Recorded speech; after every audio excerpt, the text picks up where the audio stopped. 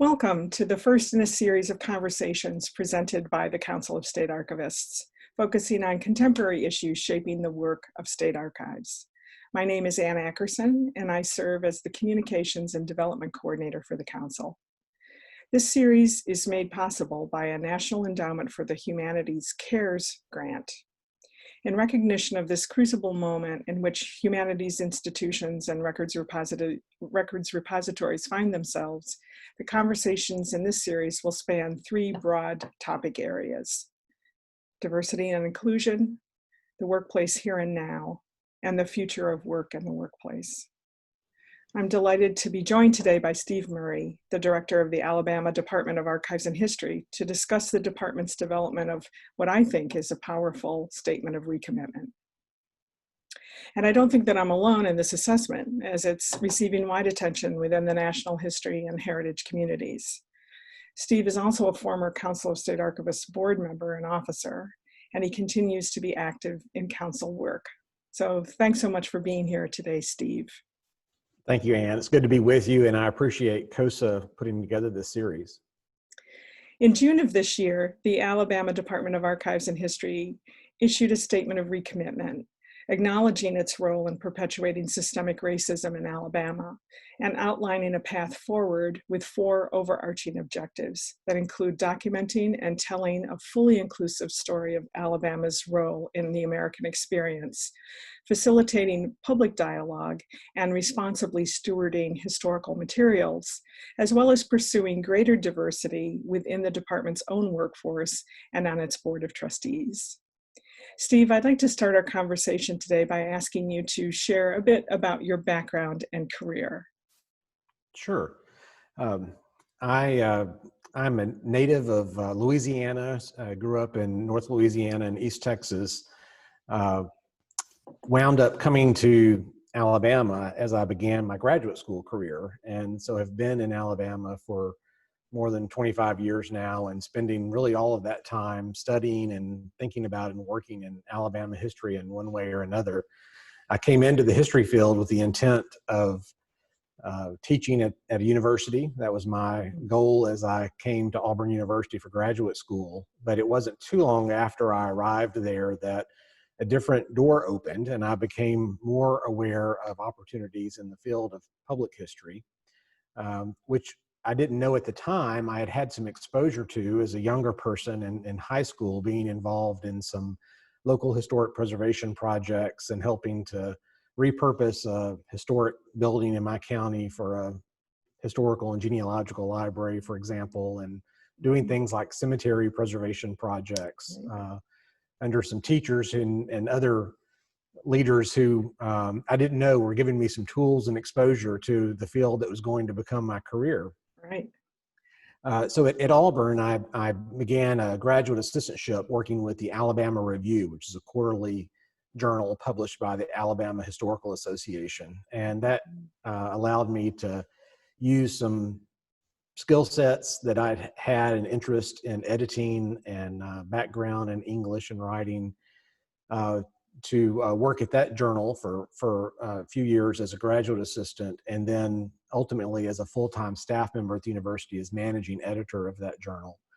While I was there, Auburn University also undertook a leadership role in developing the Encyclopedia of Alabama, which was done in partnership with the Alabama Humanities Foundation and several other statewide partners.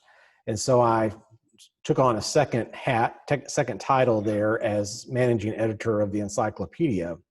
And those responsibilities combined history and project management in a way that led ultimately to an opportunity here at the Department of Archives and History. My predecessor, Ed Bridges, who was director here for 30 years, invited me to come over in 2006 in an administrative position with responsibilities for an array of areas, including finance and facilities and personnel. But the biggest responsibility I was given was to serve as our agency's project manager for an expansion of the Museum of Alabama, which is also part of our agency. And that was a long-term initiative and a major step forward in our agency's ability to tell the story of Alabama in a richer and more inclusive way.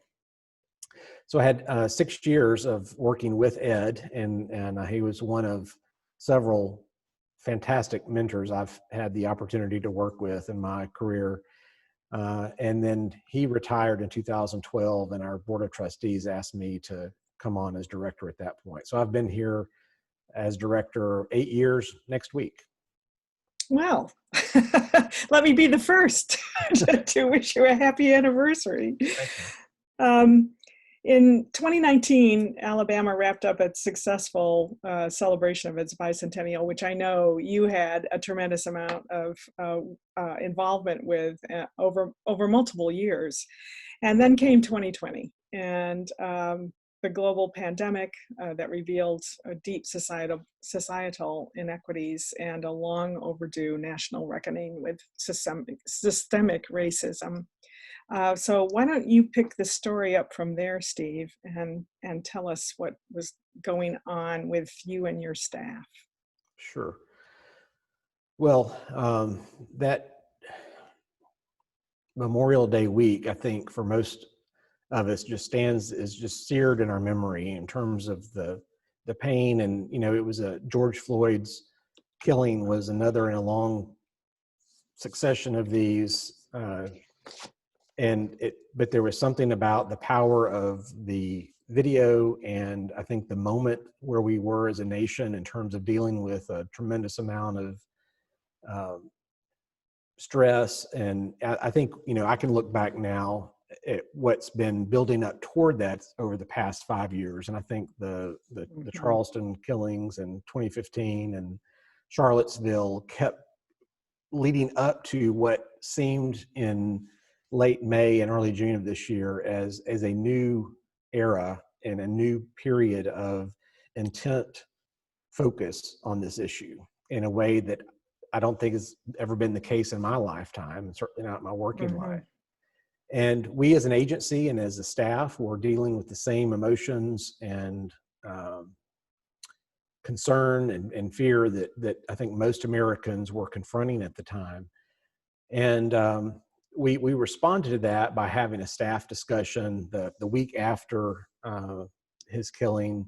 We brought our team together and had a conversation online about what we all were feeling. And it was just an opportunity for us to share and to think about our fellow employees and professionals and their families. And it was just a good opportunity for us to share with each other concern, but also to talk about how the work that we do as a historical institution was directly related to these issues that Americans were grappling with. And the importance of making our work useful, of making history useful to the topic that had suddenly become so present in everyone's mind. We who work in public history spend a great deal of energy and time trying to get the public interested in history and to try to put it in front of people. And suddenly we had this moment where there was a demand. It wasn't us trying to invite the public to history. I think there was a growing wave of interest and concern on the part of many white Americans who really wanted to understand this in a real way, to a degree that maybe we had not seen previously. Of course, our African American friends and neighbors, this is just another chapter for them, and it was not new awareness by any means, but it was in many ways it was a moment of crisis and fatigue, but also new energy and trying to be sure that the nation's focus was not going to fall away from this pressing issue.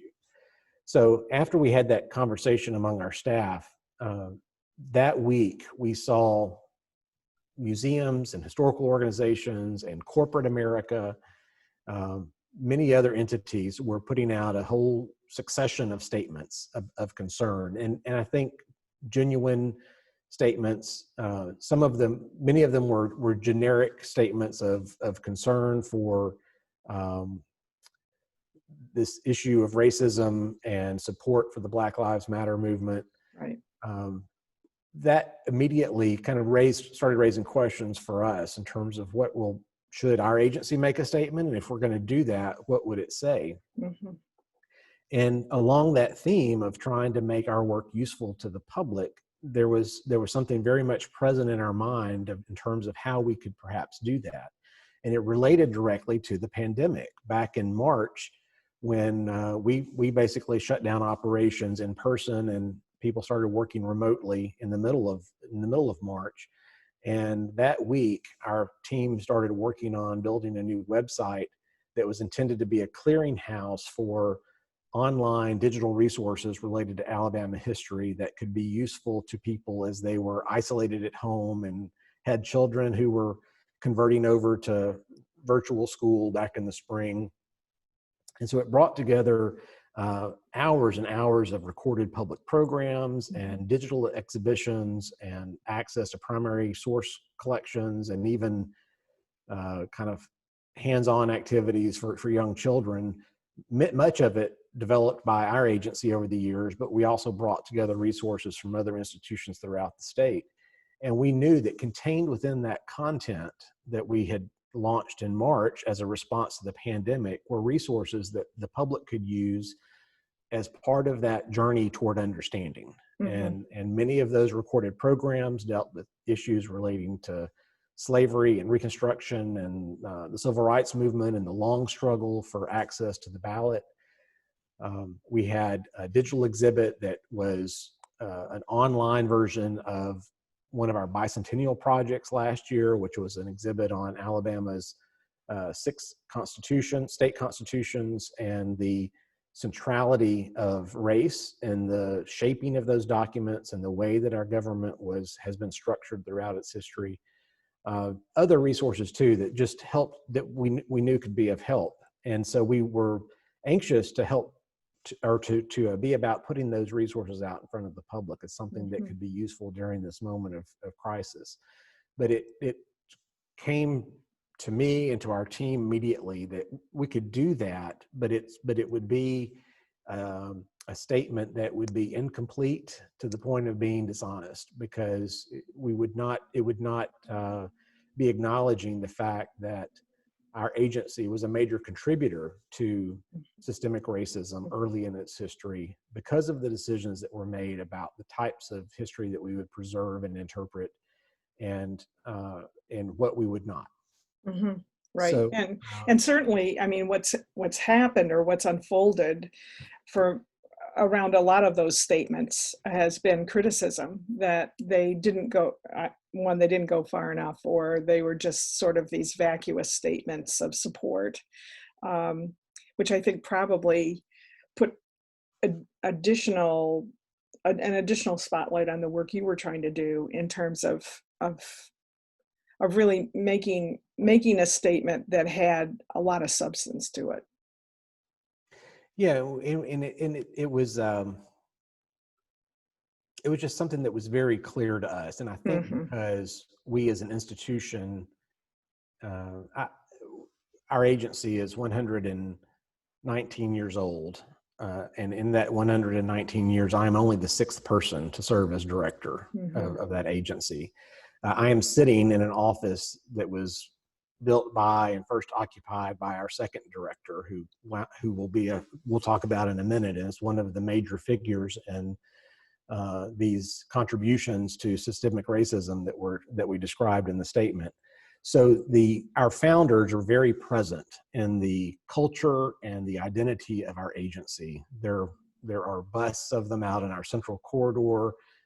We operate out of a beautiful 1940 building that was constructed by the 2nd of those directors. So it's not remote. Their leadership and their roles are very close to us in our memory and in the work that we see on a day-to-day basis. And that it's been further enhanced, I think, in the last couple of years because of things like the centennial commemoration of the 19th Amendment, in which Marie Owen played a major role as an opponent of ratification of the 19th Amendment for reasons that have to do with race and concern about the voting rights of African Americans and whether those might be enforced again by Congress. Mhm. We're dealing currently with a major project related to NAGPRA, the Native American Graves Protection and Repatriation Act, which stems from a massive collection of materials that was developed by an organization in which our founder, Tom Owen, was a leader and contributed greatly to the acquisition of those materials. And so we were already working with this presence of mind about the contributions of our founders, for many of which were important contributions that have allowed us to do good work today, and it set Right. up for us a complex navigation of how we think about them as our institutional forebears, and we're continuing to work through that thought process, and that's something that we're going to be dealing with for a long time. But you can see that infused in the document. It's very present. Right. Is that by any chance her portrait hanging on the Yes, wall? it is. That is. We see a little bit of it in the screen, but Right. talk about her That's presence. Marie Bank. Yes. Right. Very interesting. So that's how we got to the point in early June of my drafting a statement that was intended to be useful for the moment, but also honest and containing acknowledgement of our past Mhm. contributions to a situation where African Americans are underrepresented in the documented and narrated history of Alabama, where most of what was represented to Alabama students for decades was a version of Alabama's history that was heavily influenced by our founders, and what most people have become more familiar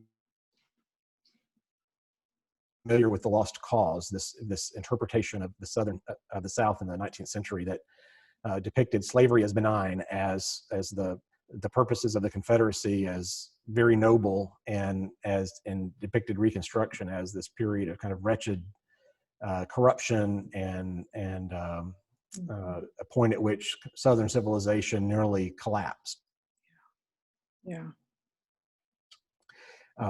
There's a definite skewing that took place during that because of their contributions and the decisions that they made about how history was to be preserved and interpreted in the early 20th century. And so we wanted to be upfront about that, because what we're trying to do now is to rectify some decisions that were made early in their time, influenced by the context in which they lived and the political Mm-hmm.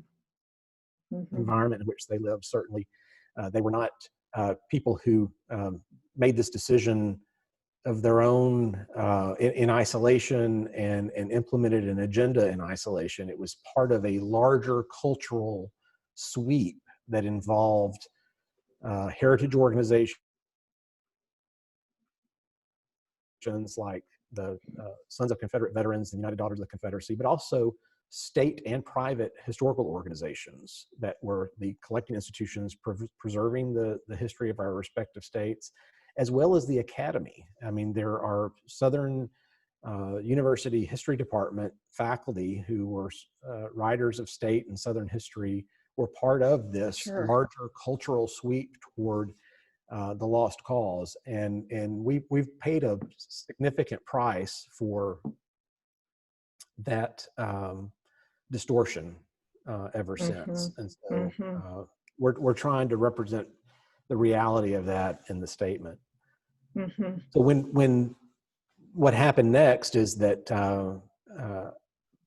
that draft I shared with a few with our leadership team internally, with staff, to get their feedback, and then also shared it with a trusted confidant, someone outside the staff who could just be a check for me, someone whose opinion I respected greatly, and who could help me have an objective view of the potential for making that statement, but also the possibility of blowback and what the consequences could be. And I think that every organization should, if you're entering this kind of process, you need to think about all of those realities.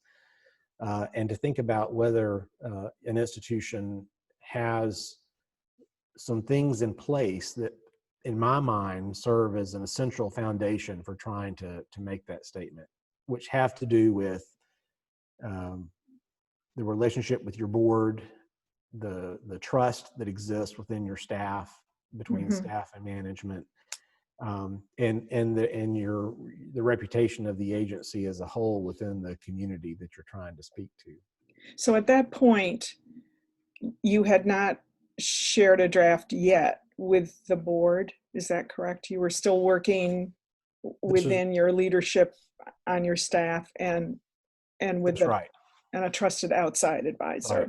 And so after having those initial conversations, I closed the file on my computer and didn't touch it for a week. And I decided I just need to let this sit for a little while. And sometimes people give the advice that, if in the heat of the moment, you write an email and it's best to let it sit overnight. That's right. I felt like this one needed to sit a little bit longer than overnight. So I just put it away and continued to think about it, but literally did not reopen the Word file for a little over a week, and came back to it, read it again, went back to that same group of people, said, how do we feel about this after several days of just letting it sit for a while, made some edits, and that's when I just felt strongly that if we were going to issue anything, we needed to issue it completely and to address all of the full scope that was in that draft. And that's when we shared it with our board of trustees and had a discussion with them all together, and was very careful about and intentional about framing why I felt it was important for our agency to do this at this time. And there's several whys there. Why now? Why does it say what it does? And why is it important for us to make the statement?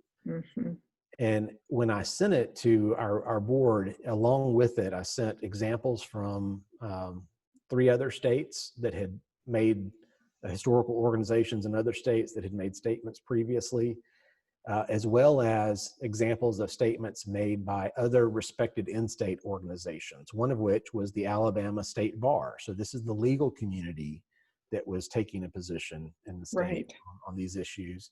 And the other was a public think tank organization that is a nonpartisan public policy research organization called the Public Affairs Research Council of Alabama, which is highly respected.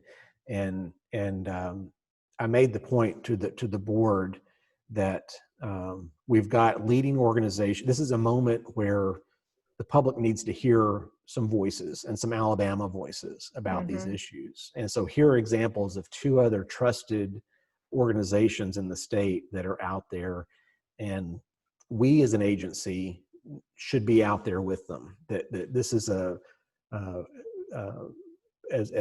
a organization that has worked a long time to be seen as a honest broker and a trusted voice in government and in the historical community in the state, that there was a moment of need that existed and that we had a responsibility to help address it. And that need is underscored by the fact that the role that we exercised a century ago in being a leader in the dissemination of historical understanding in the state, I think added impetus to the call for us to be that leader today. Oh yeah, I mean that's just in my book a really strategic move on your part, that you just don't go in this alone when, especially if you've got others that you can add, and it just kind of I don't know, it heightens the sense of urgency when you can bring others to the table as well. Yeah. So that I think that's right. We were the presence of those other voices also helped, I think, gel the support on our board of trustees and leading into that conversation. So when we had so that was sent to them as a written explanation of why I felt now was the time for us to do it, and what our intent was behind the statement. And then as we got together on the phone, I prefaced the discussion with some other thoughts about the moment, and kind of introduced it verbally that way, and talked at that point also about the reality of the potential blowback. I mean, we are, and I'll talk a little bit about why I felt like this is possible for us in terms of our governance structure. But we even though we have a board of trustees that is independent, and we don't report to a politically appointed official or an elected public official, we have a freestanding board of trustees, and that autonomy, I think, was extremely important for us. And not many organizations, especially in state government, have that type of governance structure. Right. So that was one of the main, an important consideration for us in thinking about whether this was possible. However, we do receive appropriations from the state legislature, and there remains the reality that there can always be consequences for an entity stepping out and making a statement like this.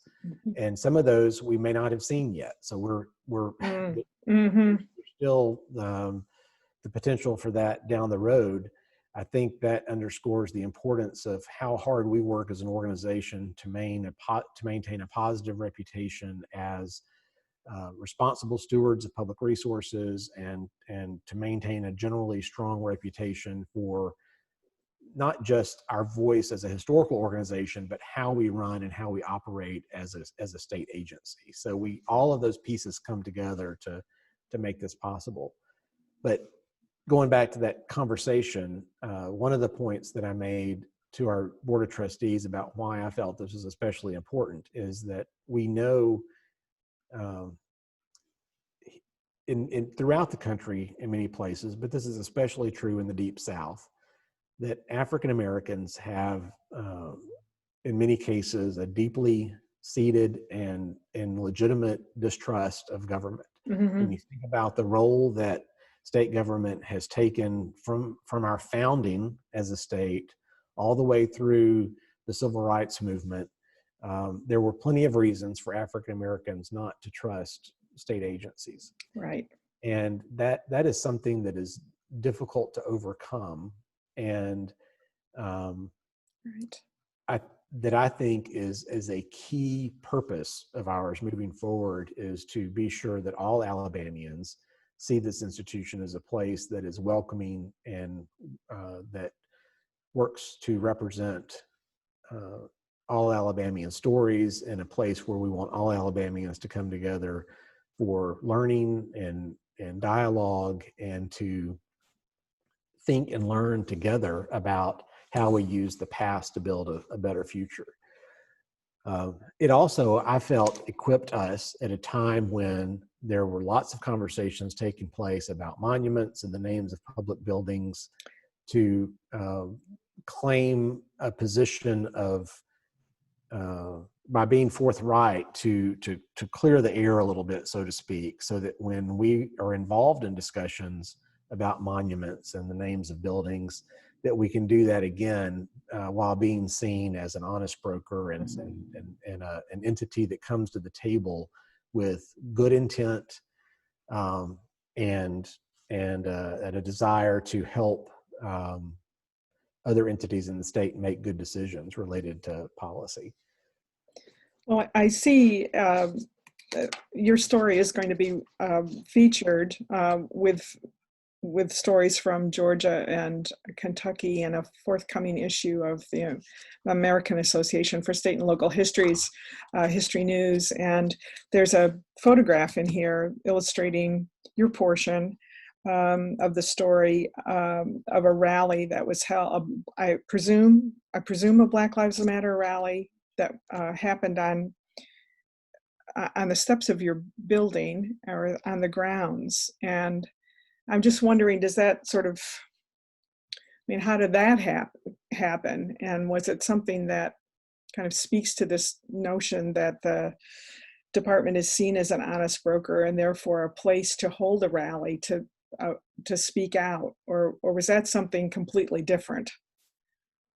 Yeah, that was a rally that took place that first Saturday in June, and this was during those days when the statement was coming together, and it was a bit of a new thing for us. We're located directly across from the state capitol, and most protests like that occur over on the front steps of the capitol. Right.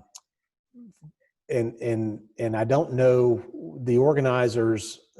This was before we released the statement, and I don't think it had anything to do necessarily with our response to the situation, but for a variety of reasons, they sought permission to have that event on our front lawn.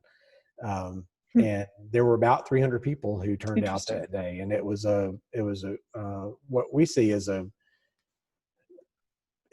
like to promote is the opportunity for Americans to express themselves, and it was a peaceful but spirited protest that was there for a few hours, and there's been a second one that's taken place on our ground since then.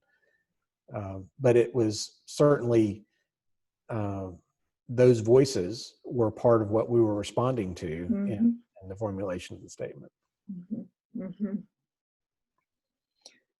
So you went back to it. You're working on it. What happens next? You showed it to the board. Yeah, so the board, I think in response, because they had a chance to read it for over a weekend and to see that written explanation that I had sent with it, they'd had a little bit of time to soak it in and to think about it. So on a Monday, we had that conversation in which I talked a little bit more about our purpose, and then the board began its own discussion, and we, as often happens in board meetings, you have members who help set the tone for discussions, and we had some board members who were ready to address this directly and to do so in an affirming way. And they really helped to set the tone for the entire discussion about the importance of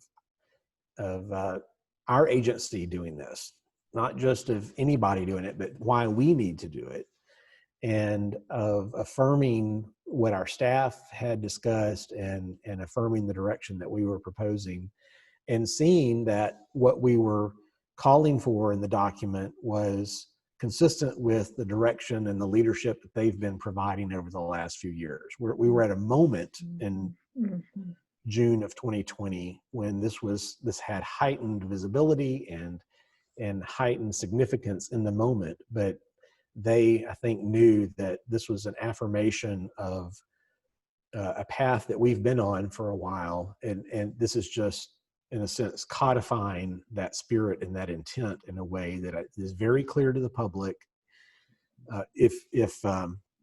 When folks read it carefully, it's very clear. It can be misunderstood too, which is one of the things that we've been dealing with in the wake. Really? Well, anytime in our social media culture, sometimes the headline gets read, but people don't necessarily read the whole thing to read it. And that's one of the trade-offs is, that document is not super brief because there were a good number of points that we wanted to make, but so that's one of the things that we've had to work with, is being sure that we're clear in follow-up communications to help the public understand exactly what we were saying about what this means for us and what it doesn't mean. But the board was very affirming and felt strongly that I went into it with the hope that the board was going to give affirmation and essentially not express any vetoes or disapproval of my proceeding with issuing this statement. And to my great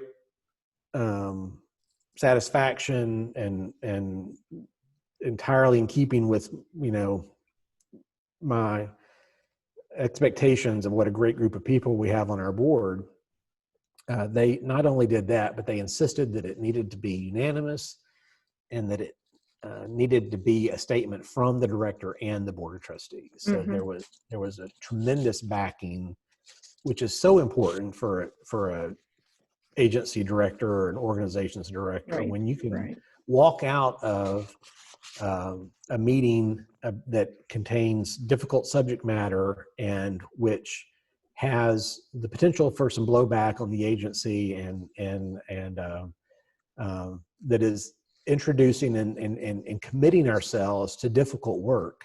Anytime you can have that conversation with the unanimous support of a board, it is empowering, and it could not set a clearer statement of expectation and direction that now we have to be intentional about following up on. And that was one of the things that board members said, if we're going to open this door and publicly and state that we're headed down this path, then the follow through has to absolutely be there and has to be measurable.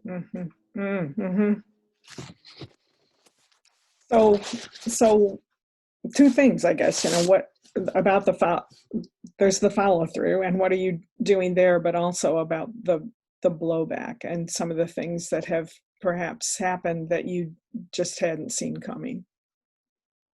Or maybe you had seen it coming, so you were prepared. Where do you want to start on that? Mostly it's been, and the response has been overwhelmingly positive. We've heard from people that we've known for a long time who expressed their support for what we were doing. We've also heard from many people that we had no prior contact with who've reached out to us to affirm and to thank us for the statement. That's great. Most of the negative responses have been related to concerns that what this meant is that we were suddenly going to divest ourselves of these historical collections that the Owens and we continue to acquire, that we were, there was concern that the collections themselves were suddenly at risk and that we might do away with the material that is kind of at the heart of some of this discussion. And so we're making reassurances that that's not the case. This isn't a matter of us ejecting the material of our collections, but it's about broadening the way that we document Alabama history and telling a more inclusive story, but also just acknowledging the contributions that we made to this skewed, distorted understanding of Alabama's past over time, and then how we're going to go about that through our educational outreach, through our public programming to help promote good scholarship that allows us to think about Alabama's past more inclusively. This has also led and to one of my biggest concerns coming out of this is that the statement gives us an opportunity to, I believe, continue to build trust among the African American community and to build stronger relationships with folks who can help us to tell a richer story and a more inclusive story. I think it is something that's been welcomed by white Alabamians who are ready to have the conversation and are among those people who are reading books on the bestseller list about racism and trying to understand the history, not just of the Deep South, but of our entire country and how really the racism has been baked into our government and zoning laws and our educational system and our healthcare system. There's a desire to understand that, and we're ready and can help be a resource for people who are ready to have that. There's another segment of our population who's not as ready to have that conversation. And I think that our biggest challenge moving forward is continuing to be to maintain that relationship of trust and to be seen as an honest broker, on the part of people who are not eager to enter this discussion and to have a view of the past that believes that history should be static, and that the history that they may have grown up learning in classrooms and from family, that there's nothing wrong with that history, and how is it that history can change? The past is the past. Right. So we have part of our obligation moving forward is to talk about what the nature of history is. That the past is not the past doesn't change, but the history is not the same thing as the past. That history is our understanding as humans of decisions that were made in the past, and why, and what,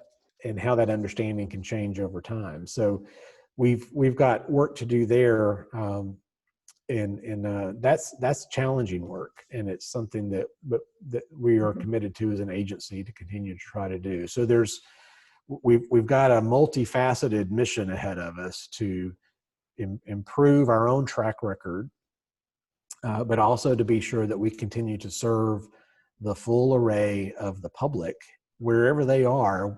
I believe that we have an obligation to meet them there and to do our best to engage them in good conversation, and to see, invite them to be participants with us in an exploration of Alabama history in a way that we hope leads to better understanding, and ultimately, what I believe the purpose of history is to help us to make better decisions about the future that we want to build. Mm-hmm. And I know that it is having impact on your strategic planning now and going forward, right, so that you can really begin to achieve the many objectives that you've outlined in the Statement of Recommitment.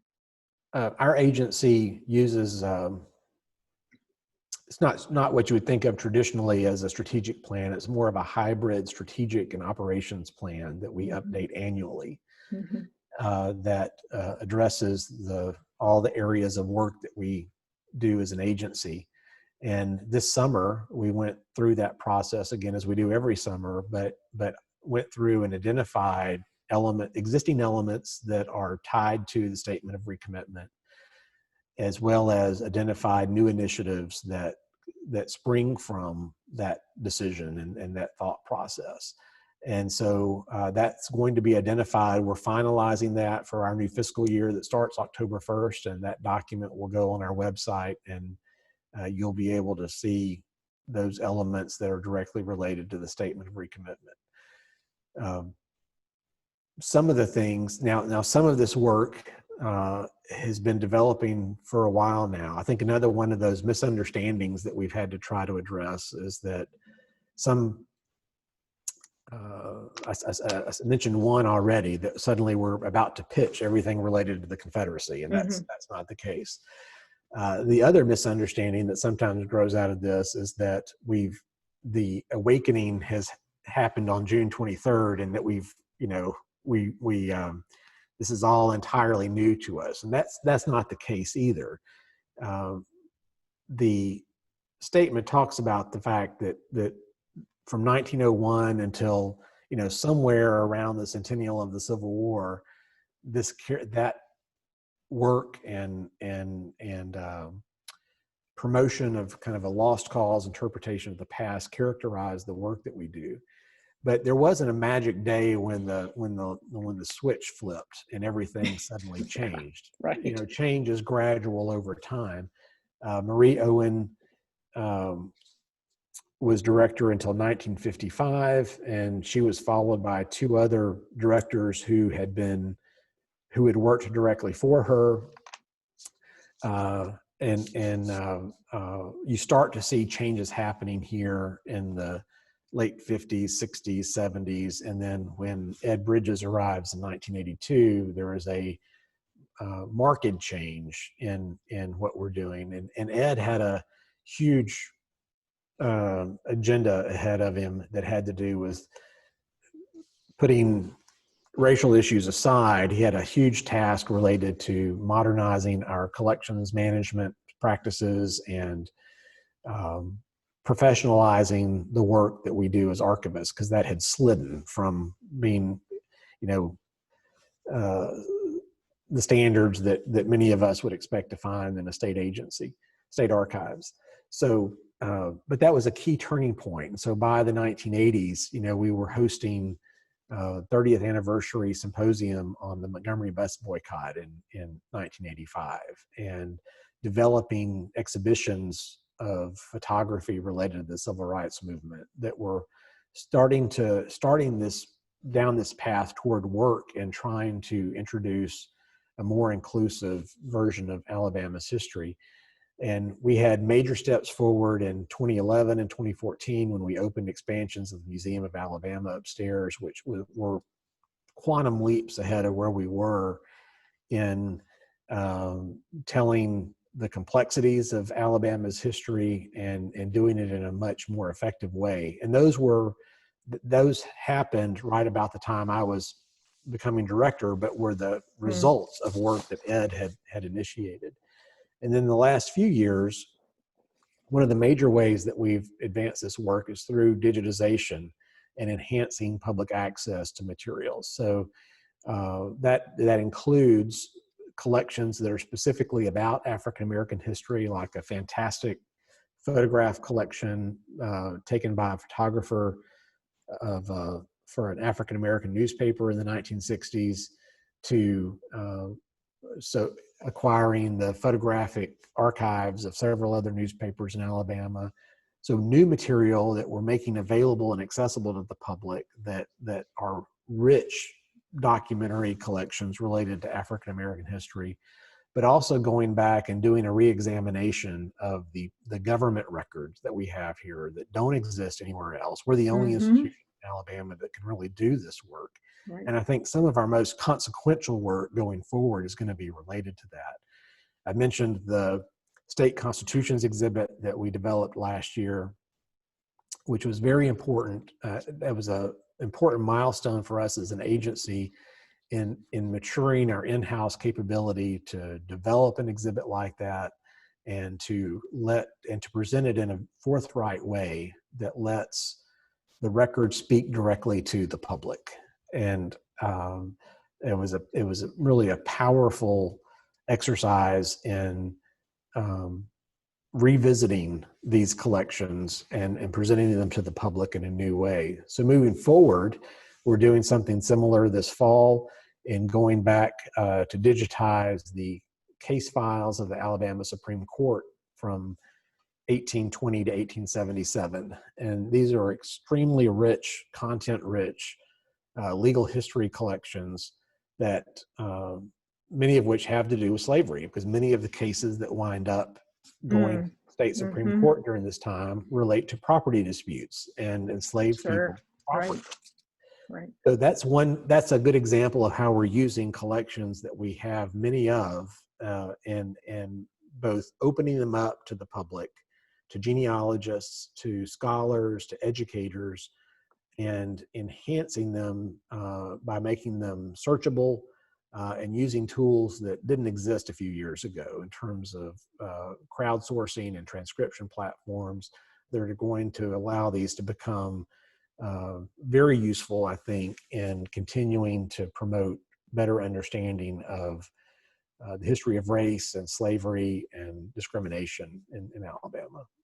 And just this whole notion of becoming a more transparent organization, whether it's with interpretation, collections, holdings, and just sort of dealing with the public and dealings, I don't know, in relationships and relationship building, that it's all about being transparent. And it seems to me you can do that more easily now, not only with all the tools that you have to be able to do that, but just by, I think, through the Statement of Recommitment, that you've laid it out there, that you know what kind of an institution you are, and you have a plan for addressing those things. I think is really important.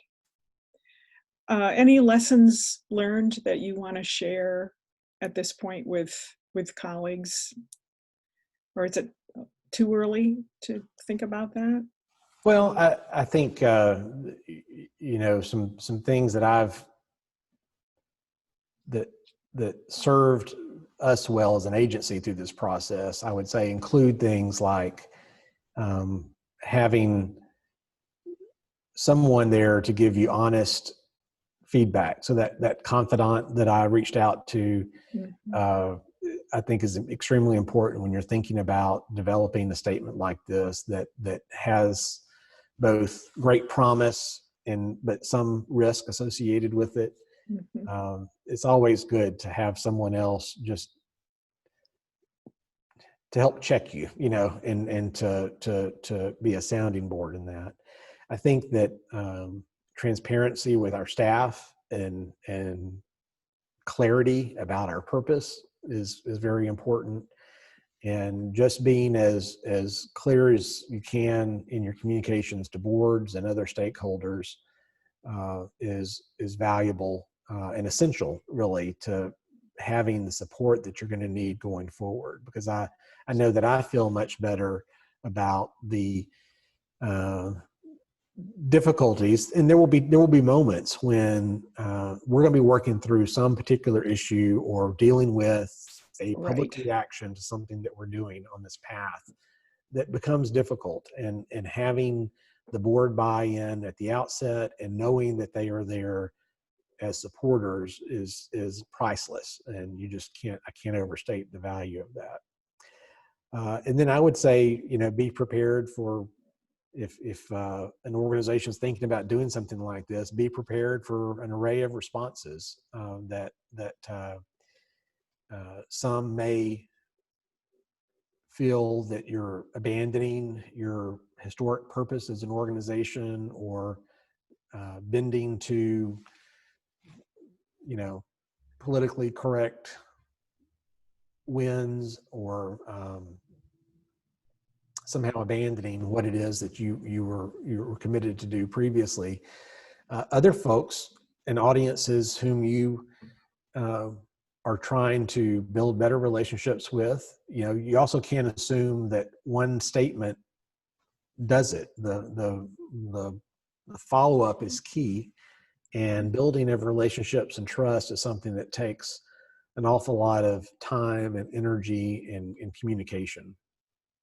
Are you seeing the need to do anti-racist work within your agency?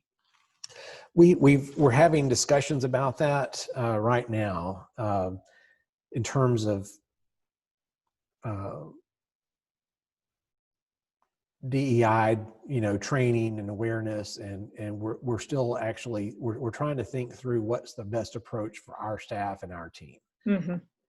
We've got I think a staff that is very much eager to be doing this work, and all of us, though, even though you're eager to do that, doesn't mean that you've got all the tools in your toolkit that you may need.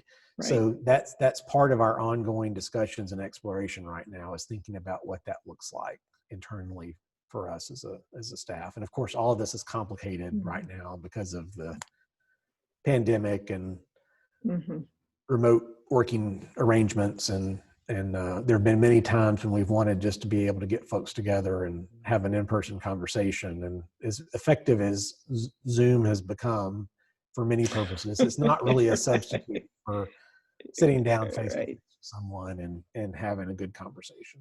Right.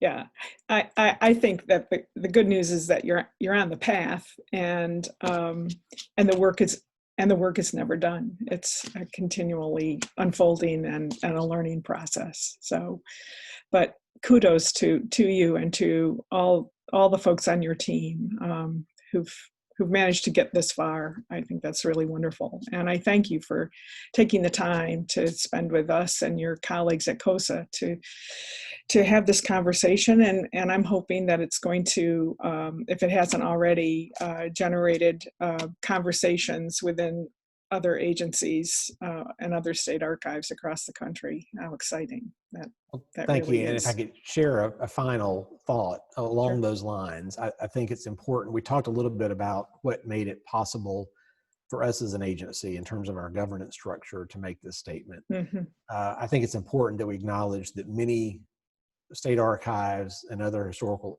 organizations do not have that structure and maybe do not have the same flexibility or independence to make a public statement like this. And I think every organization has to approach this taking into account what their particular situation is. What's true is that there's good work that can happen within an organization, even if you can't make a statement like this. And I think we as a field need to be careful not to set an expectation that this is something that every organization has to do in order to demark intent and progress. That collections managers know how to make good decisions about things like the language used in arrangement and description, or to think about acquisition efforts and to think about records management appraisal decisions, that and being sure that those are reflective of the population that you serve. So this is something that was the right time for us, and it was something that was important for us to do as an agency. But I think we all need to be mindful of the fact that not everyone's in the same place and has that same flexibility. So we want to affirm the work that sometimes happens quietly within organizations too. That's an excellent point. And I think that I've shared with you that in New York, I'm on the SHRAB here in New York, and it's the SHRAB, New York SHRAB, that is doing work thinking about this and creating a statement that actually goes beyond just talking about the state level, and really creating a document that can be used by all records holding repositories in our state to really think about how do we enlarge the conversation, and what does that mean in terms of enlarging collections and interpretations. And it's not a document that's not done yet, but is very close to being completed and will be out there in the field across New York State. So that's another example of how a state is talking about these issues. So, but you were the instigator. Alabama was the instigator for New York, and I'm sure is going to be the instigator for a lot of other conversations that are happening. So, thank you, Steve. I really appreciate it, and I know that the COSA membership will appreciate it as well. Thank you, Anne.